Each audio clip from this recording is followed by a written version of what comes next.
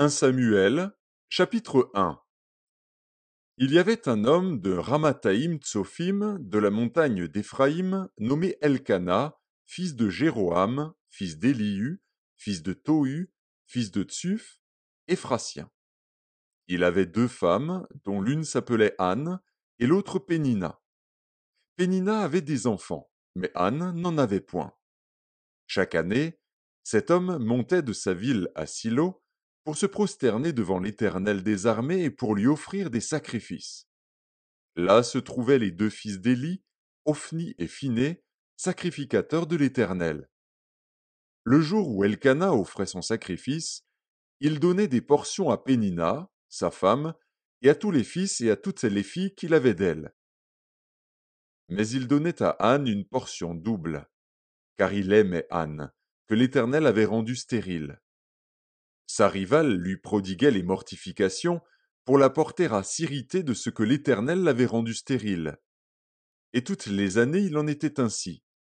Chaque fois qu'Anne montait à la maison de l'Éternel, Pénina la mortifiait de la même manière. Alors elle pleurait et ne mangeait point.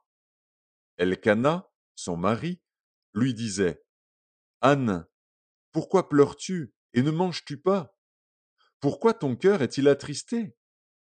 Est-ce que je ne vaux pas pour toi mieux que 10 fils ?» Anne se leva, après que l'on eut mangé et bu à Silo. Le sacrificateur Élie était assis sur un siège, près de l'un des poteaux du temple de l'Éternel. Et, l'amertume dans l'âme, elle pria l'Éternel et versa des pleurs. Elle fit un vœu, en disant « Éternel des armées, si tu daignes regarder l'affliction de ta servante, si tu te souviens de moi et n'oublies point ta servante, et si tu donnes à ta servante un enfant mâle, je le consacrerai à l'Éternel pour tous les jours de sa vie, et le rasoir ne passera point sur sa tête. » Comme elle restait longtemps en prière devant l'Éternel, Élie observa sa bouche. Anne parlait dans son cœur, et ne faisait que remuer les lèvres, mais on n'entendait point sa voix. Élie pensa qu'elle était ivre, et il lui dit « Jusques à quand seras-tu dans l'ivresse? Fais passer ton vin. » Anne répondit « Non, mon Seigneur, je suis une femme qui souffre en son cœur, et je n'ai bu ni vin ni boisson enivrante. Mais je répandais mon âme devant l'Éternel. Ne prends pas ta servante pour une femme pervertie, car c'est l'excès de ma douleur et de mon chagrin qui m'a fait parler jusqu'à présent. » Élie reprit la parole et dit « Va en paix, et que le Dieu d'Israël exauce la prière que tu lui as adressée. » Elle dit « Que ta servante trouve grâce à tes yeux. » Et cette femme s'en alla. Elle mangea, et son visage ne fut plus le même.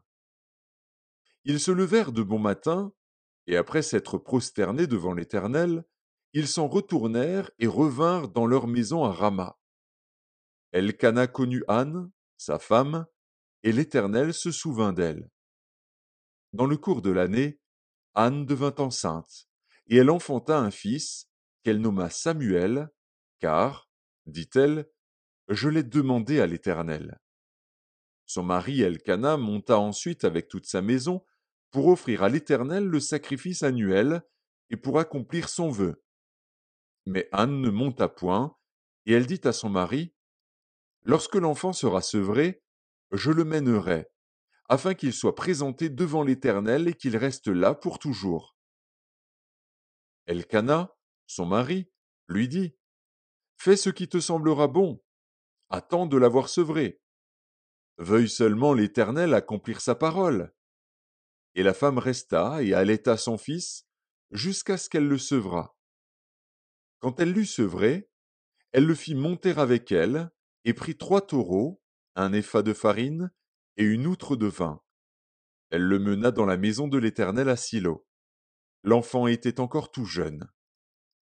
Ils égorgèrent les taureaux et ils conduisirent l'enfant à Élie. Anne dit, « Mon Seigneur, pardon. Aussi vrai que ton âme vit, mon Seigneur, je suis cette femme qui me tenait ici près de toi pour prier l'Éternel. C'était pour cet enfant que je priais, et l'Éternel a exaucé la prière que je lui adressais. Aussi je veux le prêter à l'Éternel. Il sera toute sa vie prêté à l'Éternel.